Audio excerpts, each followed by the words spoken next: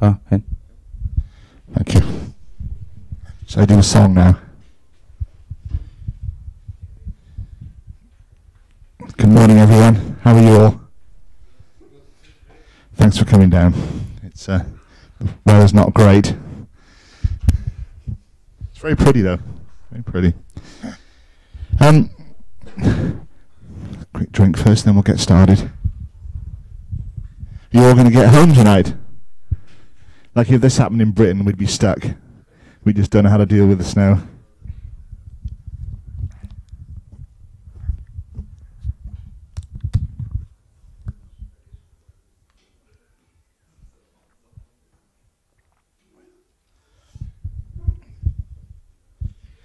Before I start, I'd just like to thank STG and SAE and the British Council for making this happen and bringing me over to chat to you and hang out with musicians over here and have some fun and spend a few days in the studio and have fun at the jam night last night. Was anyone there last night?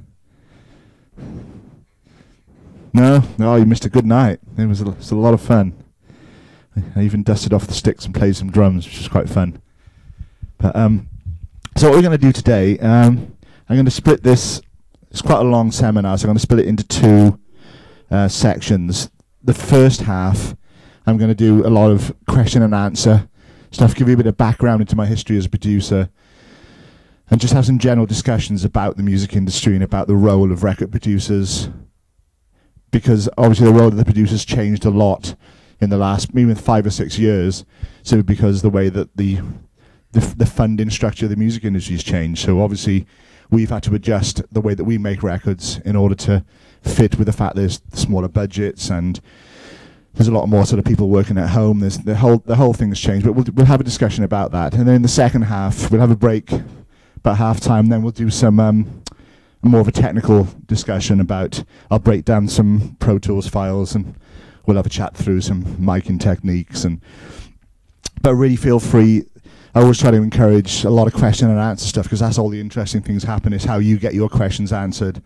And you know, I learn stuff about you learn stuff about me, and I could just sort of rabbit on for hours about stuff that I've done. But if we have discussion, then we all learn more. So it's so feel free at any point stick your hand up and ask a question.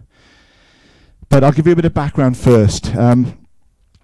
Unlike a lot of record producers, I started off life as a musician as opposed to working in a studio as a T-boy or a sort of tape op. I mean, that the traditional way of record producers back in the sort of 60s, 70s, 80s was you'd start off making cups of tea for everybody, and then you'd graduate to being a tape op. So you'd sort of look after the tape machines, do all the lineups, and then you get interested to maybe engineer a few vocal sessions, a few bits and pieces, and then you know you'd graduate up to being head engineer, and then on to being a record producer. I came a different route to that. I started off life as a musician, and I did a lot of touring as a drummer back in the sort of in the 80s. I started playing in the sort of late 70s, and I did a lot of touring in the sort of 70s, 80s. But I'd always enjoyed the process of being in the recording studio. I always found it kind of fascinating. So, whereas a lot of musicians I knew, they'd go into the studio, they'd play their parts, and then they'd go home. I'd always sit around at the back of the room and watch the producers and engineers working, because I was always fascinated by the process and how songs were built up. And I always found it a bit magical, where you'd walk into a studio on the first day and there would be nothing, and then at the end of the day you'd kind of, all this sort of stuff had appeared from the ether. You know, it was just had this kind of air of magic about it. So I would just sit at the back and I'd watch all these guys work, and say, oh, that's something I think I'd like to do. And I always had in the back of my mind, you know, I didn't really start making a good living at music till my late 20s. So it was like, I can play for all my musical career, but I can't, you know, the industry is very focused on youth, and it's like, I thought I'd like to find a way to stay involved in the music industry beyond, you know, as I get older, you know, so I can always be involved in it, because it's something that I really wanted to do. So, well, maybe record production, engineering, that side of it would be an area that would interest me. So in mid-1980s, I formed a production company with a couple of other musicians. was a guy called Tim Lewis, who was he was an old school friend of mine, and he actually went on to be the keyboard player for Spiritualized and Coil and a lot of really cool sort of synth artists. And he collected lots of old synthesizers, and we had a little Fostex E16 in his flat, and it was the first time you'd actually record at home. It was the first time there was anything that would fit into the budget you'd have to actually buy something to record at home. Because before that, studios were just incredibly expensive places with equipment that was far too expensive for anybody to afford unless you were a sort of rich rock star, really.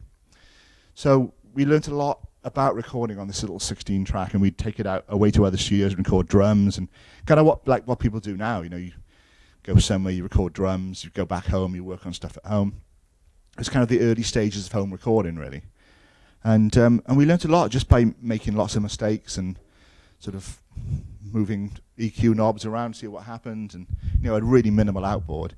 But we learnt the process, and the process was just like, it's the same for whether you're on a little 4-track cassette machine or whether you're on a 48-track sort of two machines locked up. It was all the principles were always the same. So we learnt a lot about sort of recording, and we spent a lot of the 80s just sort of fiddling around in this little home studio. And so after that, I wanted to sort of, I spent a couple of years touring, and then there's a band I was in who had a few hits in the States, and they wanted to record a second album. And it's like, well, why don't we just buy some equipment, and we'll do all the demos at home, just set in one of the guys' houses, do all that. So we put a little setup together. We demoed this album at home, and but the band were kind of falling apart. So I'd spend a lot of time in the studio on my own because the guys had fallen out. They wouldn't want to be in the studio together. So I started doing some stuff of my own. So I started doing a bit of dance music. I sort of started doing a lot of programming, a lot of MIDI stuff, and I eventually got a sort of a deal with FFRR, which was like a dance label in the UK. And I'd never really done dance music before, but I quite enjoyed the programming side of it.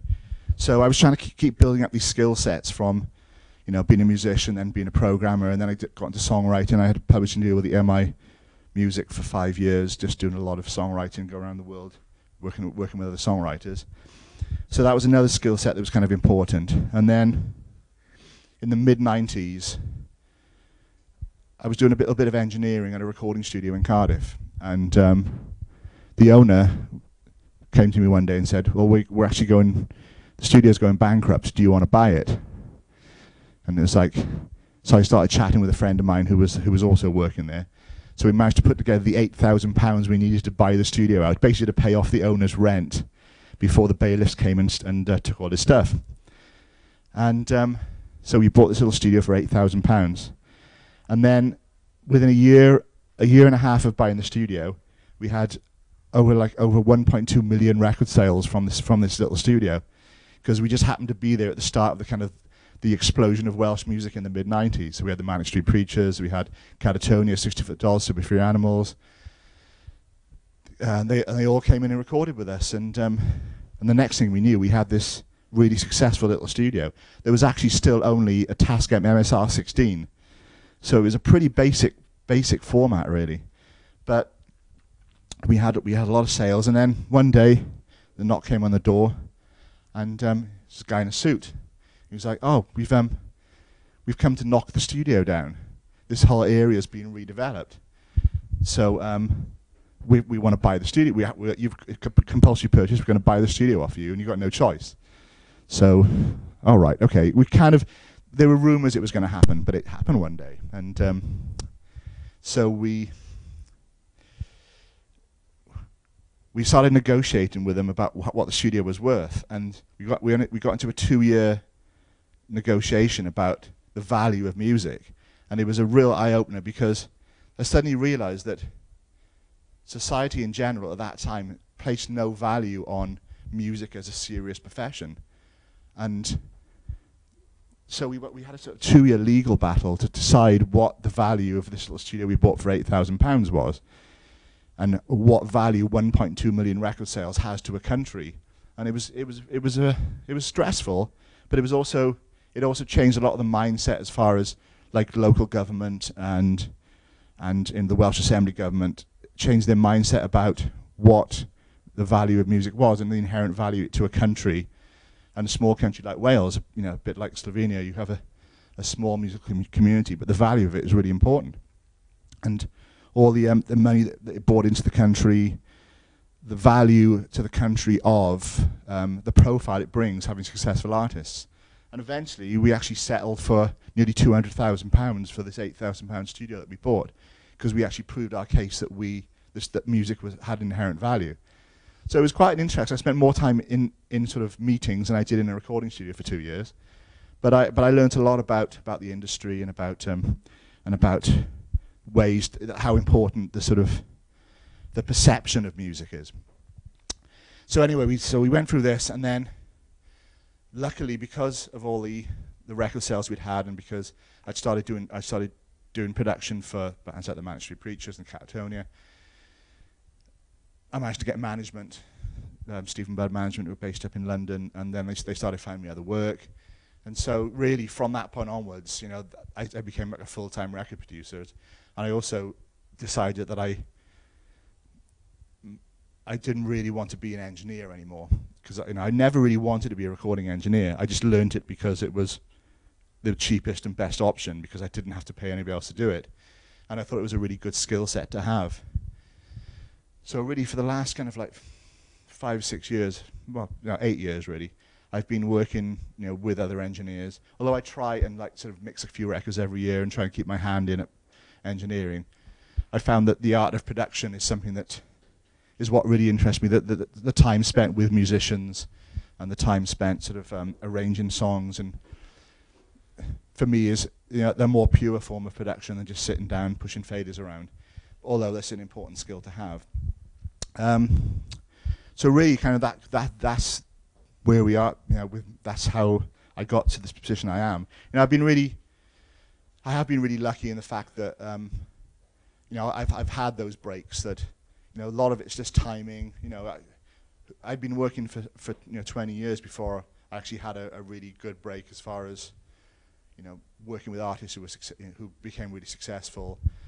So, and I just happened to be in the right place at the right time. But all the things I'd learned up to that point, kind of all fed into that. And so it's like the beauty of record production for me is something that you're always constantly learning.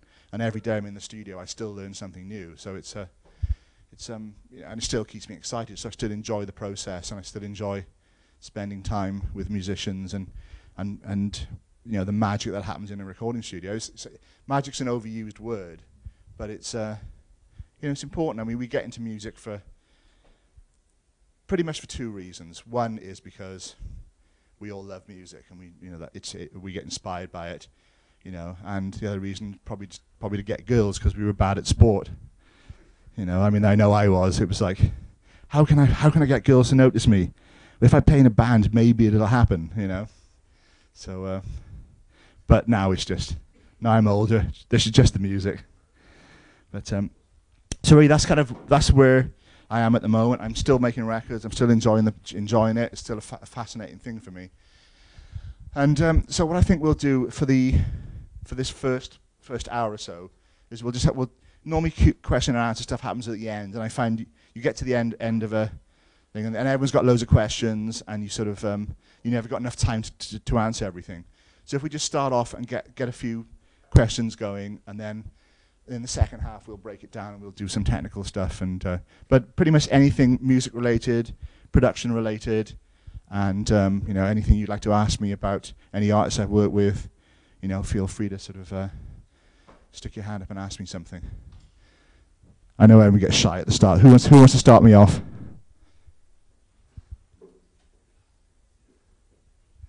Come on, your whole room full of people. Someone can ask me something. James can ask me something. Oh, this one. Steve. You think of one soon, James.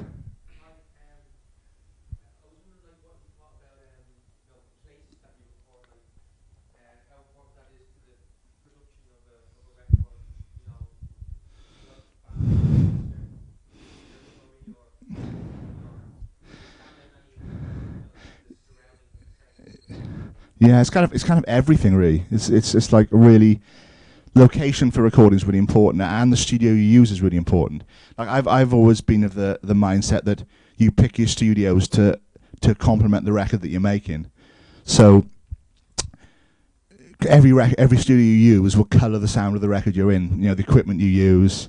I mean, this is the Manic Street Preachers studio in Cardiff, where they bought it because they liked it. I mean, I've been doing records there for 15 years before that, and they put this beautiful old Trident desk that used to be at Rockfield Studios in, and lots of amazing records were done on this desk, like a lot of the Rush albums. Farewell to Kings was done on here.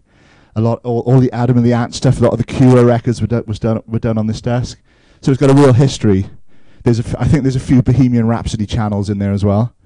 So it's because it was all built out of parts from that were lying around Rockfield Studios, and it's been in about 3 other studios, this desk. So I often pick that room because it's got a really great live room. I often pick that studio because it's good for putting people in a room and playing, you know, and getting really live, aggressive recordings. But also it's in the middle of Cardiff, so it's like it's quite a, you know, it's not so you go away for a long period of time. I tend to do kind of shorter sessions there. Whereas if I'm doing an album, I'd like to get people out of the city and into the country, because there's too many distractions, especially if you're recording in London. It's a nightmare. It's like every band member's got somewhere else to go. They've all got to, you know, their mate's playing a gig, or they've got to get home because the girlfriend says, you know, you spend too much time with those musicians, you want to spend some time with me. And so I tend to get them away, and I found a lovely studio right in the Cotswolds in sort of about an hour west of London. And it's a little town full of old people, so there's no distractions. So it's a really good place to record. So it's one of the main things with recording these days is the budgets that we've got to use are so much smaller than they were even 5-6 years ago, because people download things for free, and so obviously the business model's changed completely. And you know, we'll have this discussion about downloading and about the internet, and about, you know, I'm actually really positive about it, but we'll have this discussion over the next few hours. But I've had to find a model where I can record albums really quickly. And I found by getting people away from home into places where there's no distractions is the best way to do it. Basically, just lock the musicians away for 3 or 4 weeks and make the record, and you don't come out till it's done. And it's and it works. And you know, I've been turning albums around in like 20 days, including mixing, which is pretty quick. But to do that requires a lot of organisation. So I spend a lot of time in discussions with the artist before we start. I have a really tight team of people that I know can work fast. And we put a lot of hours in. I mean, not stupid hours, because it's actually self-defeating. If you work more than 12 hours a day, it kind of defeats the point of doing it, because you'll work less hours the next day. So you just try and have a routine, and the routine's really important. And if you do that, you can get through a lot of records in quite a short period of time. But the key is to make the records what I call financially transparent. So you want to put the record on and never use the excuse, we didn't have much money, because you shouldn't be making the record if that's the case. So you need to make records that if you had 10 times the budget, wouldn't sound any better. And that's become the sort of the art of production these days, is making records that sound like $1 million on a shoestring. I mean, comparative shoestring. You know, I'm lucky in the fact I don't have to sort of sit at home with a computer with no DSP that doesn't work very well. You know, I get to go to quite nice places to record, but that studio time is really valuable, and you know, you need to it's important you have a really knowledge of that how inherently valuable that studio time is, and use it properly. But yeah, so it does completely affect the. You know, luckily the last couple of years I've done some albums in some really nice places. We went over to Black Rock Studios in Santorini, did some recording over there. And it's very lovely. It's swimming pools, and you know, the vocal booth that looks over the Aegean Sea, and there's ships going past, and it's real nice. But it doesn't make the record sound any better. It's still like, you know, singers still sing out of tune, guitars still play out of time, you know, drummers still moan, bass players still do too many drugs. You know, musicians are the same wherever you put them. If it's a Greek island or in the middle of a city. So yeah, it's but. Yeah, location's important to answer your question. Thank you, Tim. James, you're going to ask me a question?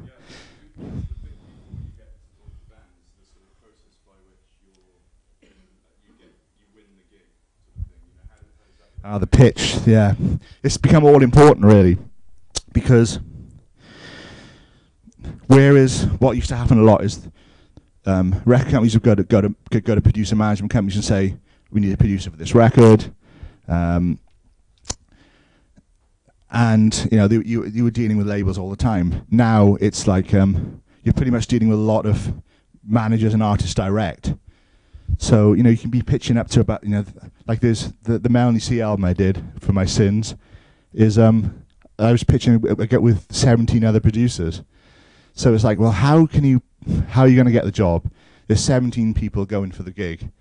What can you do? So I thought, well, I'm probably not going to get the job, but I'll do the best pitch I've ever done. And so at least I'll say to my manager, oh, he didn't get the job, but he did a really good pitch. So I spent like a week. It was a pretty hard week listening to every Spice Girls record, every solo record, every watching gig. Yeah, well, it was nice watching Jerry for a week, but yeah, it was. But I thought, but actually, by the end of the week, I was like, actually, there's some really good songs. There's some really good ideas, and I got past all the sort of like the perception of it. So probably, I don't know if you know mine and James's history, but I produced James's band in about 95, 96. So that's how we know each other. So that's why I'm here. And back then, everyone would say, if you got offered a Spice Girls record, would you do it? So of course I would, but you'll never get offered anything like that. But yeah, so the pitch, I spent a lot of time preparing for pitching because there's a lot of competition now. And a lot of the producers who were getting the big label gigs, they're all pitching for the same jobs now because there's less money out there. So you're doing a lot more private clients, a lot more sort of private investment, venture capital, rich parents. The rich parent gig has become a really, really important part of making records and sustaining record producers. Yeah. It's the middle class end of music, whereas music used to be like boxing. How to get out of your life in the sort of inner city of Manchester. You became a boxer or you joined a band. Now because you're now affluent parents and now in bands. There's been definitely a bit sort of move to the middle class of making music. I mean, I don't want to get into the political discussion of it, but it's really changed, and a lot of my clients have been the wealthy parent funding the record because either they were a musician themselves, or they just want to. It's a natural parental thing. You want to support your children and do the best for them, but then you end up with the terrible, what we know in the trade as DMs and MMs, the dad manager and the mum manager, who are just the worst nightmares because obviously their son is the best songwriter since John Lennon. And their daughter is the new Kelly Clarkson or something, and it's like it's tough, you have to get through their, it's like if you see someone with a particularly ugly baby, you can't say your baby's really ugly. Oh, aren't they cute? Aren't they beautiful? And yeah, so there's that syndrome. But it's you've got to approach every record with care and attention, and you can't, everyone's who's making a record is serious about what they're doing. I mean, if they're not, I wouldn't work with them anyway. So I spend a lot of time having meetings, talking to people, having dinners, and pitching for jobs. But I always say at the end of pitches, it's like, if I'm the wrong fit for the record, I'd rather not do it. The worst thing you can do is do a record that you don't think that you're invested in, sort of musically, that you can actually bring something to. You've got to really feel that by you being involved, you can make the artist better than they would have been if you weren't involved. And if you can't answer that question, if the answer to that question is no, then just don't take the job. And the hardest thing for a record producer is to turn down a job. Anybody who makes a living in the arts and is self-employed will find it hard to turn down work. But you need to do it sometimes because your legacy is the body of work that you have, and you've got to stand by that. And And there's no hiding anymore. You know, if someone wants to work with me, they'll jump online and listen to stuff that I've done. You know, so hopefully, if they don't think I'm the right person, they won't approach me in the first place. But if they do, then I'll look to do the best job I could possibly can within the confines of the budget and the, you know, and the songs that we've got to work with. But also, if they're not very good, you've got to let them down gently and say, I'd like to do something, but maybe in a couple of years' time and these are the areas I think you need to work on. And they'll probably hate you for it, but it's ultimately they'll thank you for it. But it's yeah. So the pitch is everything, and I know a lot of great producers who find it hard to get work because they're just not very good at pitching. And I spend a lot of time trying to perfect that skill. You know, of meeting people, talking to people, and just trying to be sociable and try to be a decent person and treat people fairly. And they're pretty universal things, but they're important, really. You know. Who else has got a question? Here.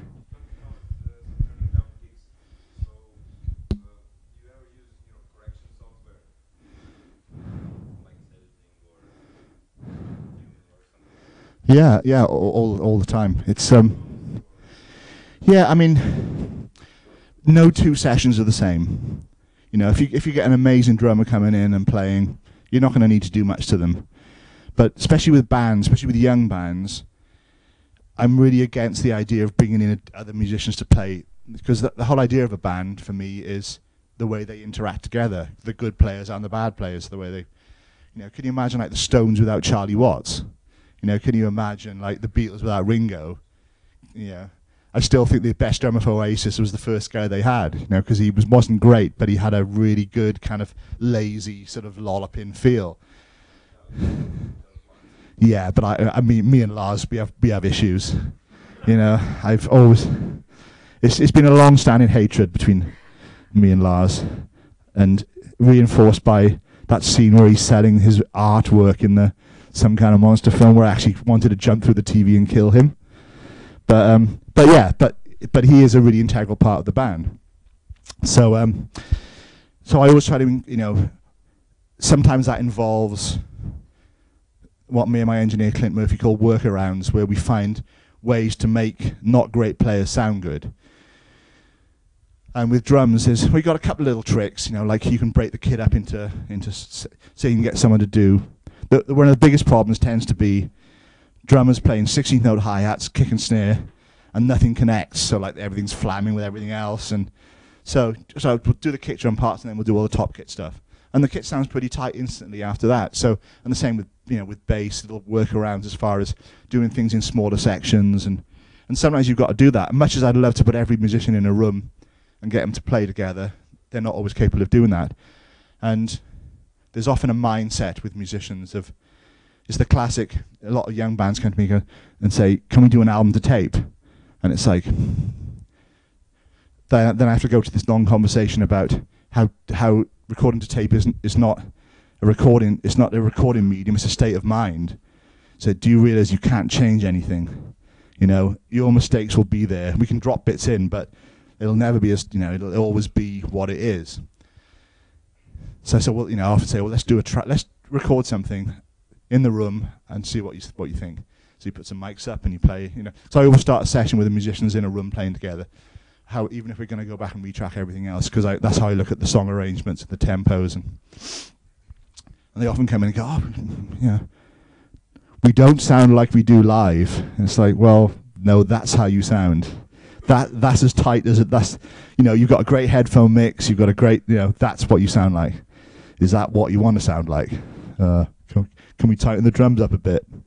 So you know, you once you convince them, then, but usually.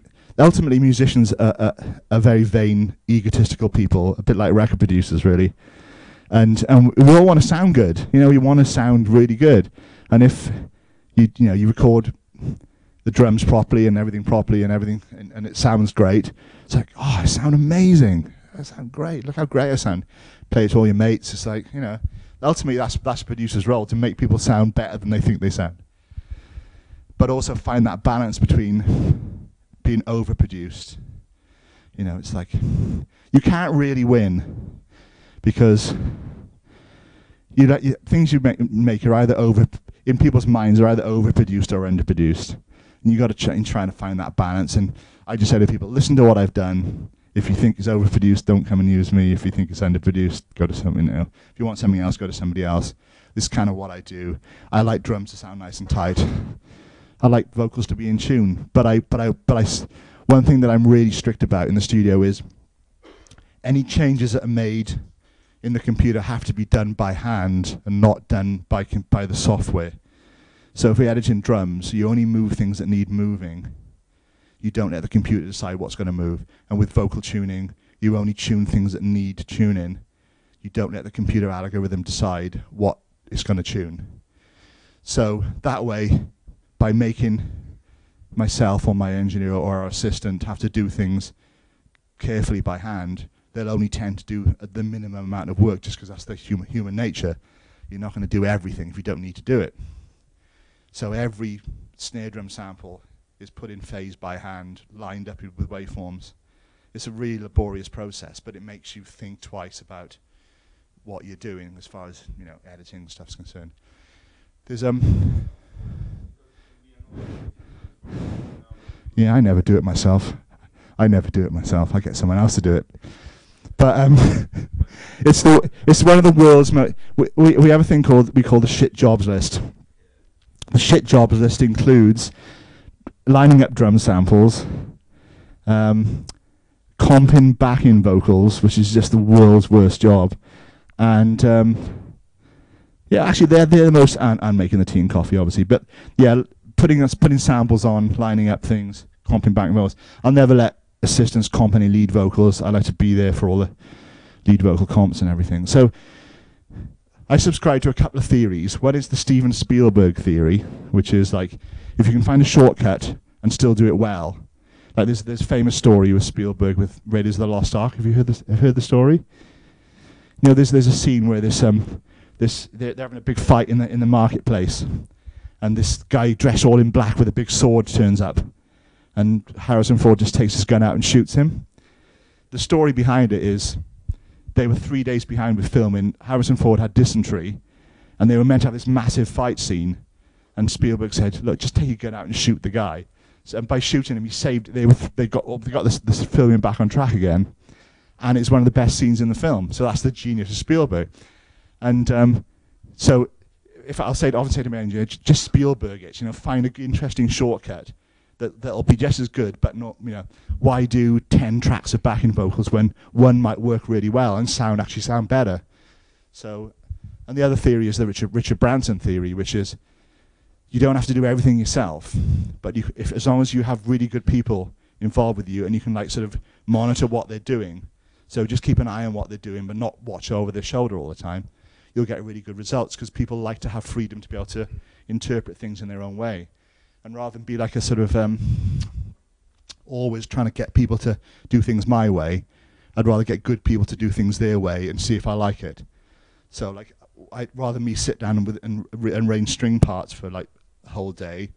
I'll bring in a great string arranger to arrange the parts. Someone who I really trust, who I've worked with a lot and built up a relationship with, and same with engineers and musicians as well. So, and the more I do production, the more I trust other people to, because it's like, if you don't trust other people, there's a lot of really talented people out there, and you need to give them freedom to be able to do things, and it's now a lot of us spend time at home moving a mouse around, moving samples around. It's like you kind of lose the sort of the heart of making records, which was people in a room interacting, discussing it, creating. It's become a more solitary profession, which I don't really like. I like you turn up to work, you play, you record music, and then you go home, rather than just lose your whole life staring at a screen.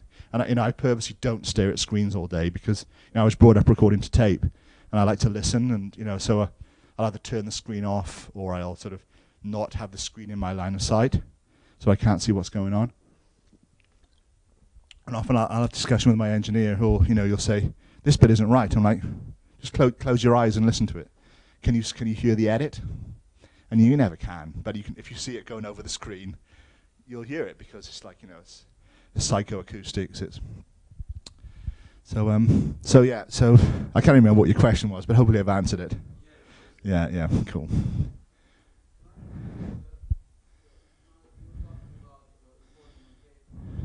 Yeah.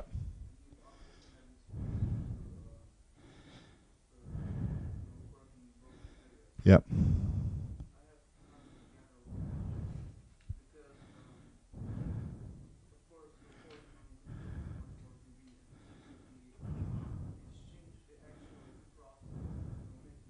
Yeah.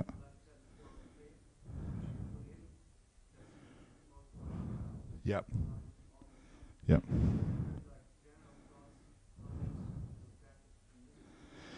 Yeah, I mean, there's a level of expectation now where record companies particularly want things to be, they won't accept things that are loose. They won't accept vocals that are out of tune. They won't accept a lot of the things that we used to take as part of the recording process.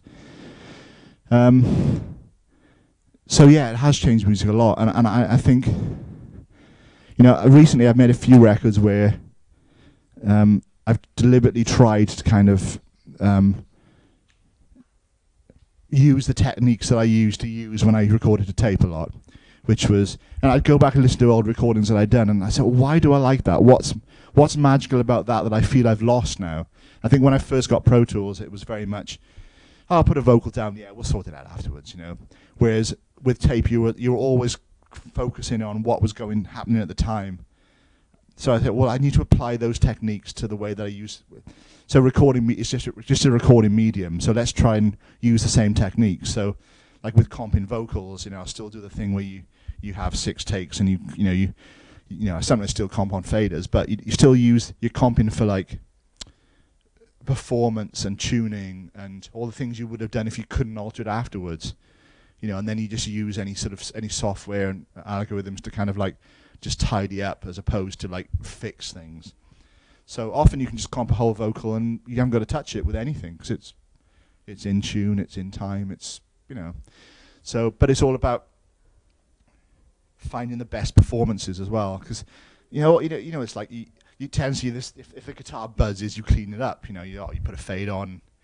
It's like, but that was kind of like the part of old records that was fun, hearing amps buzzing and things clicking and things a little bit sort of loose, and that was kind of the magic, and that's what's been lost a bit really.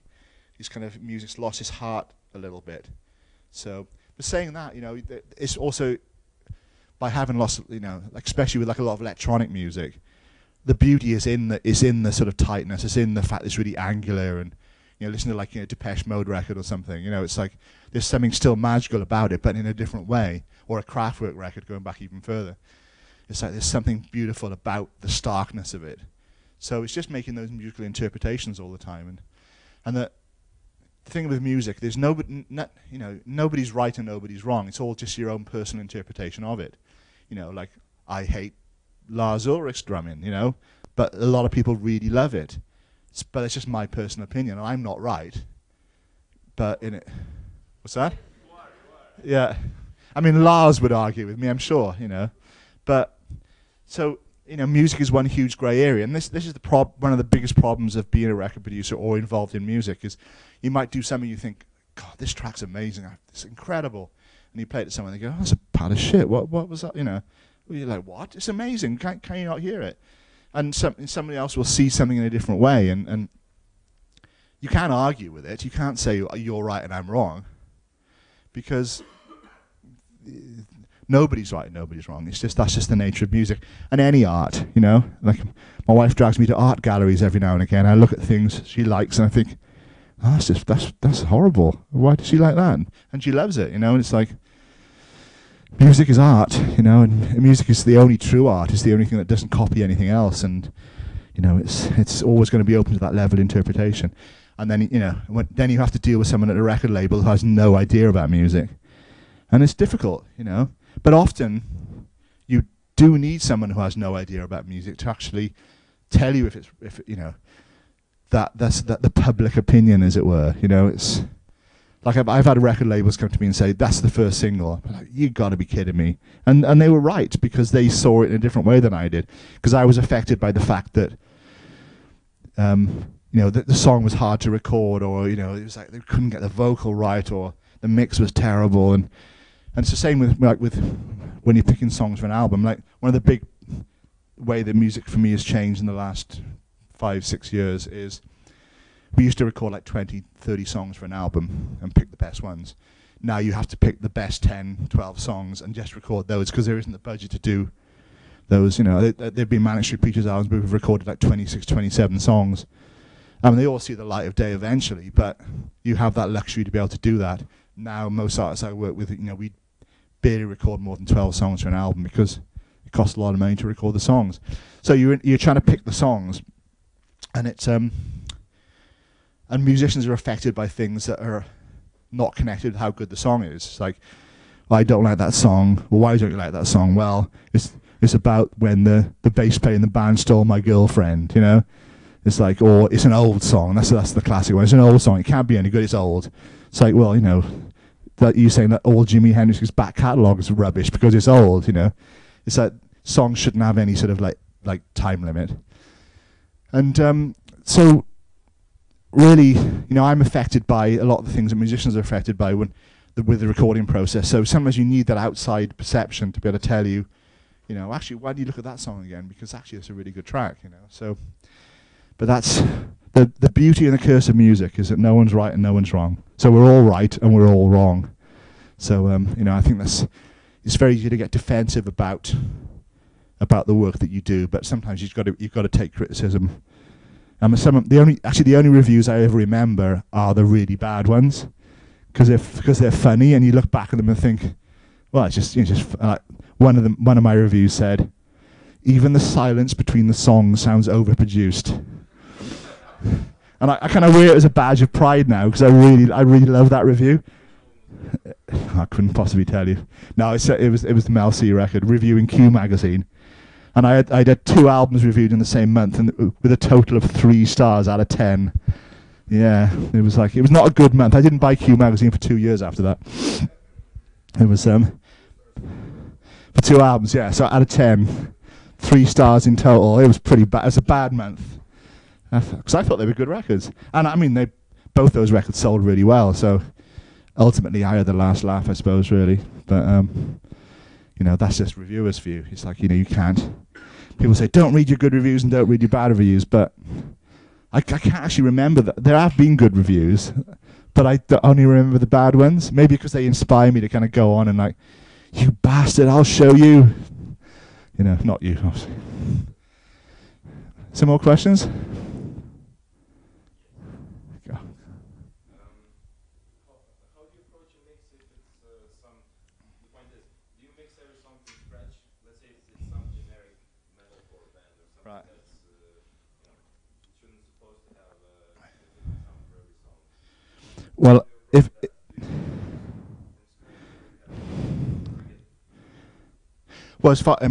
as far as like, should you treat every song differently? Is that what you mean? Yeah. Do you start from scratch, and you know, do you save that and keep? All right. Yeah. Well, there's a couple of ways of looking at it. I mean, if I'm mixing, I tend to do everything from scratch. But I've had records mixed by guys like Chris Lord Alge and Spike Stent, and especially with Chris's mixes, he very much has a way of doing it. He has a sound, you know. He's mixed tens of thousands of records, and he's had more hits than that, you know. And the good thing about his mixes is when you get them back, and it's like, oh man, I sound really good, you know, because he's a great mixer. But his mixes do sound the same, and he has a very specific way of doing things. Like he never touches any of the buttons on any of the compressors. He'll buy a new compressor and slot it into the rack and use that, you know, so he doesn't change anything. So all his snares and all his snare samples are the same, but you go to him because he brings a specific thing to the mixes. I find that a little, you know, it's not the way I would tend to do it, and also more and more these days I've kind of not been mixing records myself. I've been getting my engineer Clint Murphy to mix records because he's a fantastic mix engineer and he makes everything sounds great. So, but I always try and have that before I play a note is played on a record. I want to know what what the path is to the end of the record. So I'll know what studio we're going to be in, what engineer's going to track it, what engineer's going to mix it, who the mastering engineer is. So I know the whole chain of people, because they all colour the record. So if I'm going to use a certain mastering engineer, I'll know, how much compression we're going to use, what we're going to do, and I'll actually involve the mastering engineers in the process. So I might send them some rough mixes over, and it's like, is there anything you think we can do to these to kind of, so rather than like, I finished the record, shit, we better get it mastered. It's important to keep that part of the chain. It's a really vital part of the record. So although I do have like systems in place as far as mixing records, it's more about who's going to do it as opposed to what. But I meant for one specific that has a more sound. Yeah. All right. Yeah. No, I mean, no. You can get a. One of the ways to save time is if the sound of the record is pretty much consistent all the way through, your drum sounds are going to be the same. I mean, on a lot of records I do, we'll group drum sounds into, like, all these songs will have a specific sound, and then all these. So we track those together, and we mix those together, because it does save you a bit of time. But yeah, I mean, there are records you can make where you get the first mix sounding right. I mean, the first mix, the equation we look at tends to be, the first mix should take twice as long as the second mix, and the third mix should take half as long as the second mix, and then all the rest of the album. Because it's just that first mix always takes longer, not just because you're trying to experiment and find what the sonic should be, but also you want to get the artist's input early on as well. And if you give an artist one mix, they'll pick holes in it instantly. If you give them 5 mixes, they'll be, they all sound great. It's because they get so focused in on one thing. It's like, oh, is the hi-hat in the second verse too loud? I always try and encourage people to take a step back when they're listening. It's like, if you put this mix on, listen to it like someone else would listen to it. Pretend you're not on the record, which is a really hard thing to do. And because you listen to someone else's record, you don't tend to think, oh, that bit of vocal there, or that snare drum there, or it's a piece of music, I don't know if James remembers my Curry theory of music. Do you remember my Curry theory of music? Right, I have this. It's one of my favourite, one of my theories. So the Greg Haver Curry theory of music. If you make a curry, like sort of, Indian food.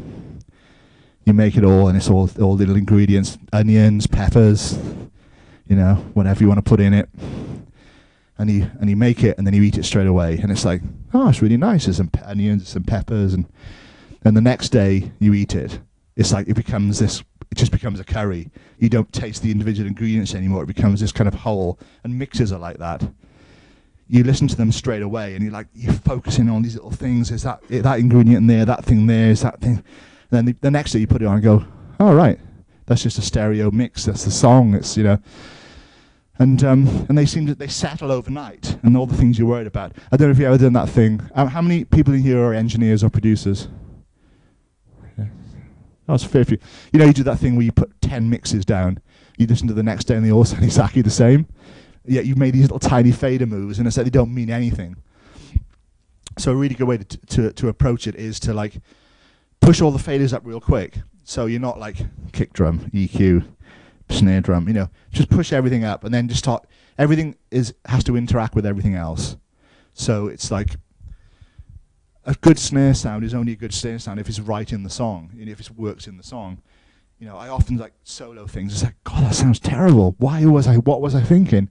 Then you take it out of solo, and it's like, right, this sounds great. That's what we were thinking. That's why it sounds like really shitty on its own, but it sounds great in the song. So everything. I approach that when I'm tracking as well. It's like, there's no point in I'm not one for fix it in the mix and don't worry, we'll get some plugins going on, it'll be fine. And I always put down sounds that I want them to be, because the drum sound will affect your bass sound, will affect your guitar sounds, your keyboards, your vocals. So everything's got to work in relation to each other. So even now, annoyingly, my engineer will say, oh, what do you think of that keyboard sound? And just play it in the song. Contextualize is what I say. It annoys him. But I say it because it annoys him. Because we're like an old married couple and we fight all the time. But it's like, contextualize, because it's like, without it, this means nothing. A good sound is only a good sound if it works within the confines of the song. So, and everything's got to support the song. Nothing should just be there because it's a cool thing. It should be there because it makes the song better. So, but those, I mean, those are all things that they're interpretive. You a different producer do them in a different way. But these are things you just learn by doing it a lot. I made hundreds, probably thousands of records now, and I learn something new on every record. And it's it's an ongoing process, and you'll never stop learning. And that's what keeps me doing it. Really, is just that sort of I've never done that before. That's great. Happens every session. It's brilliant. It's always a great moment.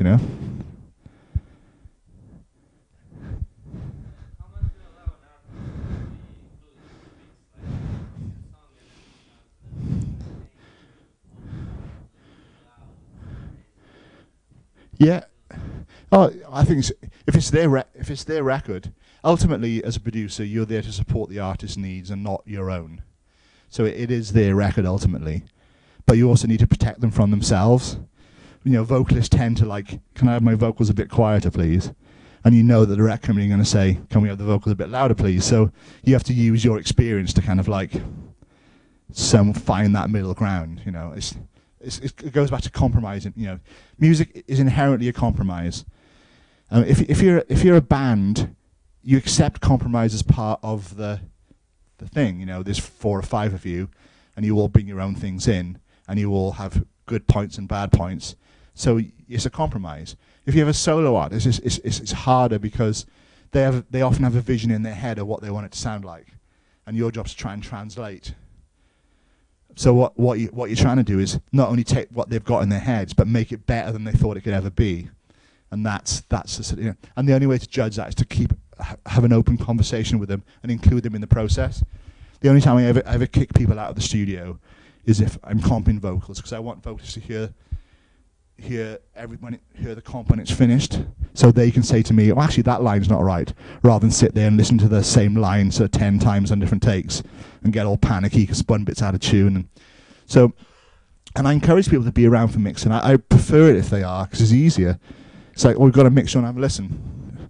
Oh, that guitar part's did we do? What's something wrong with that guitar part? And often they'll pick up things that you didn't notice, because you get so involved in the process.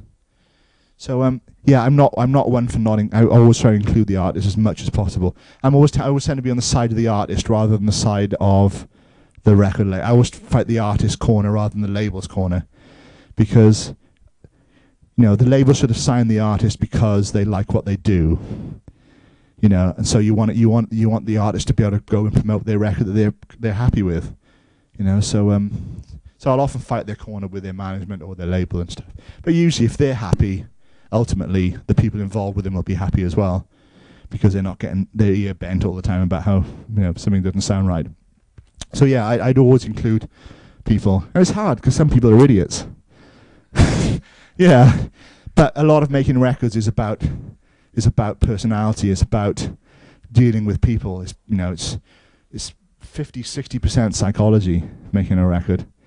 Like if you've got any ability as a producer or an engineer, the record should sound good, because there's no excuse for it not to. I mean, equipment's really great these days. Mics are really good. Cheap mics are amazing.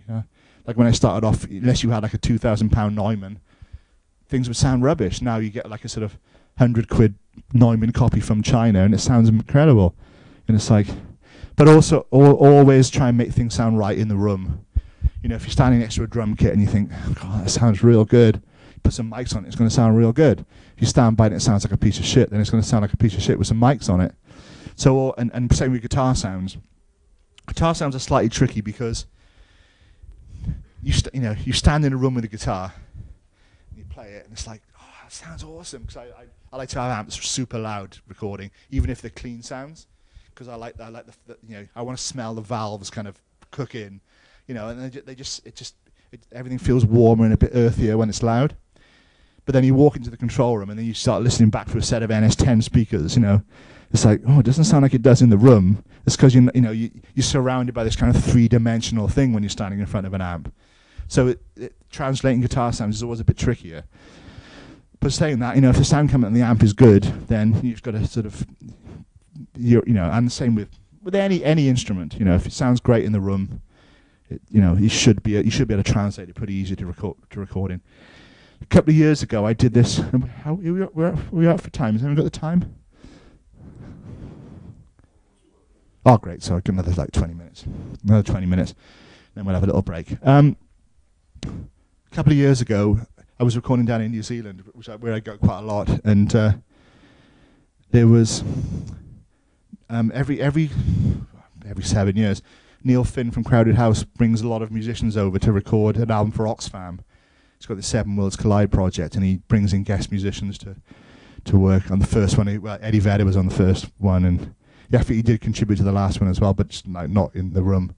But he brought, like, Johnny Marr from the Smiths came over, and Phil Selway and Ed O'Brien from Radiohead, and Katie Tunstall, and all the guys from Wilco. They all came over, and they had 3 studios going, and they had a producer called Jim Scott who did a lot of the Chili Peppers records. And I was there mixing the week before, and I said to Neil Finn, any chance I could sort of come and hang out? He said, yeah, come in, just come and sit in, just, you know. So I spent 2 weeks just wandering around these studios, watching all these incredible musicians play, and I realized it was like, and all Jim did was just put a couple of mics up, like, you know, a couple of mics on the drums, and everyone was such amazing players that whatever he did, it sounded incredible. It's like, oh, that's what music's about.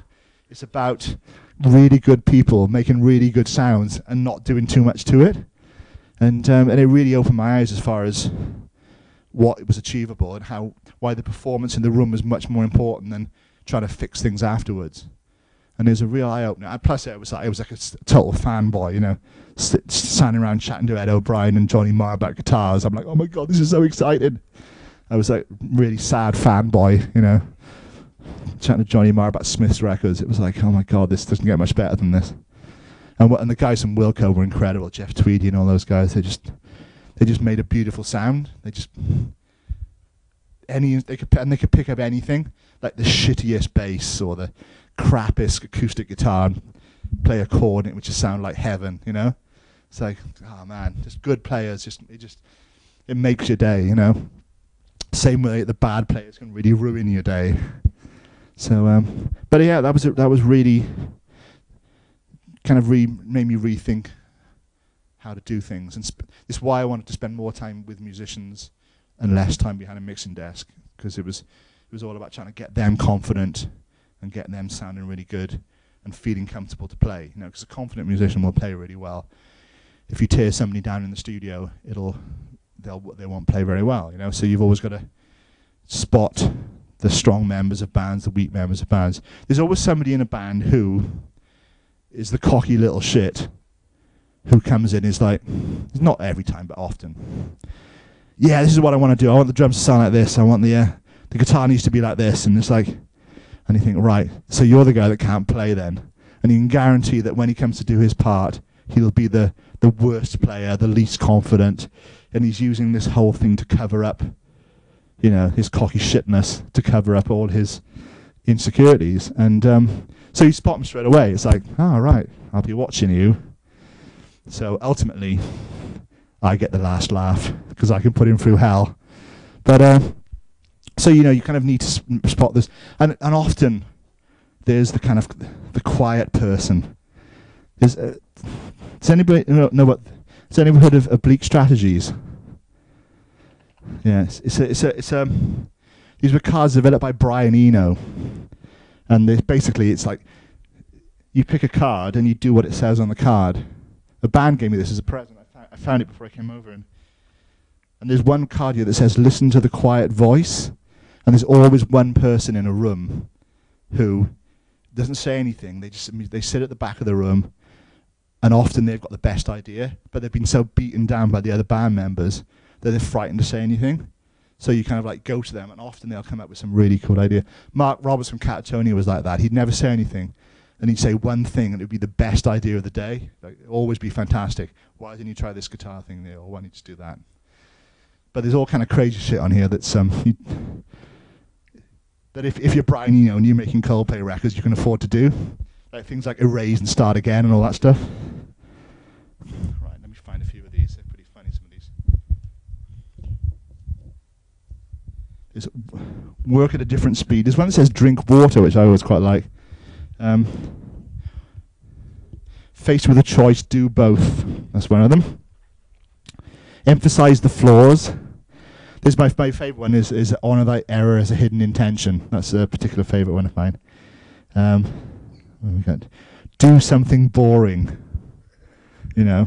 So basically, you just pick a card, and they do what's on the card. It goes back to all the sort of stuff he did with Bob Fripp and all his crazy stuff, but he still uses them apparently. So because there's lots of Coldplay stories about sort of how for the first week of making a record with him, he won't let Chris Martin in the studio because he's such a big personality, stroke wanker, that oh god, I've blown my chances of Coldplay record now, haven't I?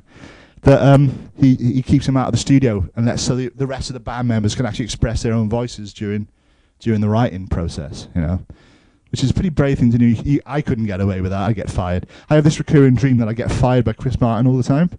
I've had it about 3 or 4 times now, and it's like, you know, when I eventually get the Coldplay gig, I'm going to get fired because it's come out in my dream. But yeah, so Eno's got all these great sort of ideas, and he's made some incredible records. It's like, you know, all the Bowie Berlin period stuff is all genius work, you know. So whether you like Coldplay or not is one thing, but you should go back and check out his you know, a lot of his Eno's back catalogue, right back to Roxy Music and all that stuff. It's really interesting. But yeah, the Oblique Strategies cards are pretty fun. You can get it as an iPhone app as well. So it's but the cards are kind of nice. A band bought it me as a present. It was thought it was quite a nice thing. But they said I wasn't allowed to use them on their record. So a couple more questions before we have a break. And then we'll look at some files afterwards.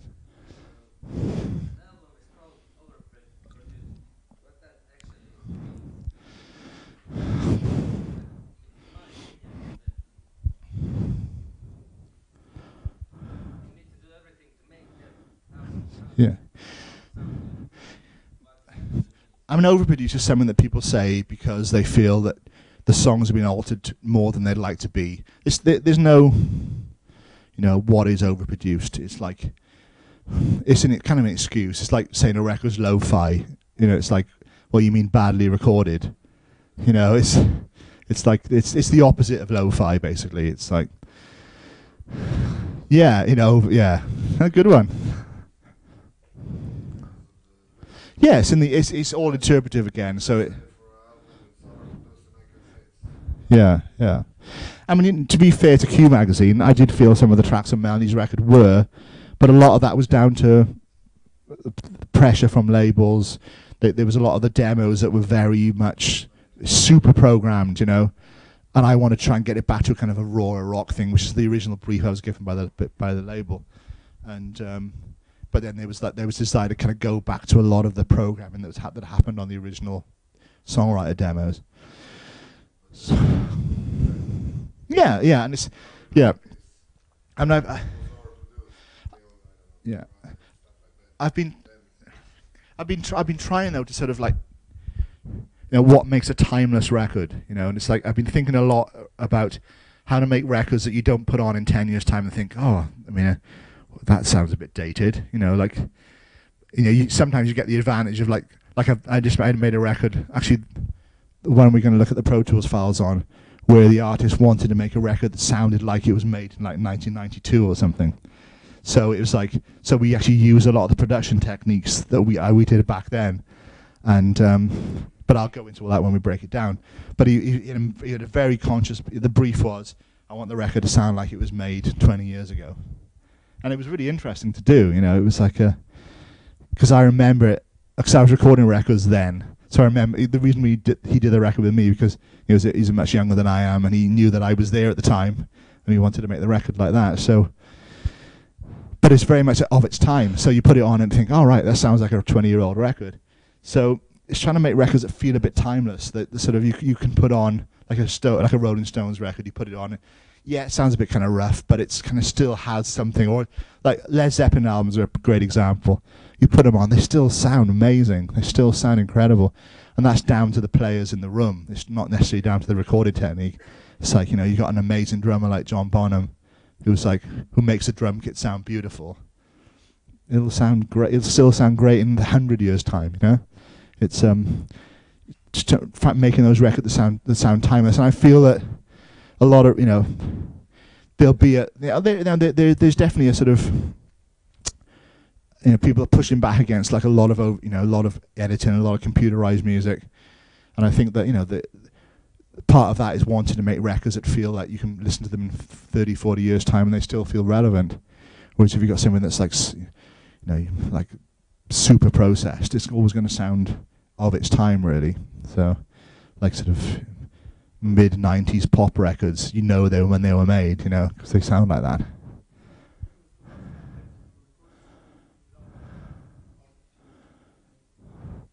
Without orders. Without anything, November. I did. I went over to New Zealand and recorded an artist called Katie Thompson. It was kind of a little bit sort of alt country, and the idea was we were going to do a four-track live EP off the floor, and maybe I'll play you a bit later, and then do 3 singles like we did her previous album, like go in and retrack everything and stuff. And we did this live EP, and we just loved it so much. It was only meant to be for sort of she does a lot of fan funding. It was just meant to be sort of a bonus thing for her fans, and we liked it so much. That's the record we're going to put out. It was just the 4 of us playing in the room, live vocals, live acoustic guitar, bass and drums, all at the same time, no overdubs. And it was like, and we literally learnt the stuff. We had the demos from Katie, just the songs. And myself and Andy, the guitarist, we flew in on the Wednesday night from the UK to New Zealand. So we were pretty jet lagged, and we got in and we filmed and recorded all this and learnt the songs the next day. And that's the EP. Just probably because we were so tired, it had a nice feel. But I should be able to, if I can get online, I can maybe show you a couple of tracks, because there's a few of the. But it's really beautiful. It was just. You listen back, it was like, and Katie's such a wonderful singer that it was like, her vocal sounds beautiful. So kind of like that kind of makes it. If the vocal was rubbish, it wouldn't really work. But the vocal's so good that it's like, it was great. It was really enjoyable and really easy, because we did it in an evening. Just recorded some songs in an evening. It's like, if you could only record every record you did in an evening, think how cheap records would be to make. But I still, I love that we did 3 singles as well, which we tracked over a couple of days, and they sounded really great too. But it was a very different thing, It was almost like I preferred the simpleness of the straight off the floor live recordings. So one way of getting around, there's a middle ground where you could record, which I did with the band recently, where I recorded them live, but I did like multiple takes to the same click track. So you had like 4 or 5 playlists. So you could kind of like put in maybe a verse from one take, chorus from another, but it was still them all playing on the floor of the studio. That was a nice way of working as well. So I'm trying to find new approaches that kind of retain some of those, that initial interaction in the musicians.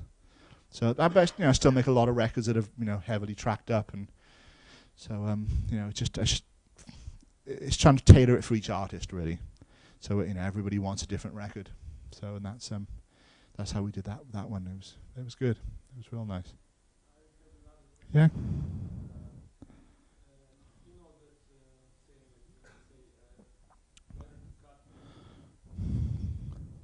What with EQ?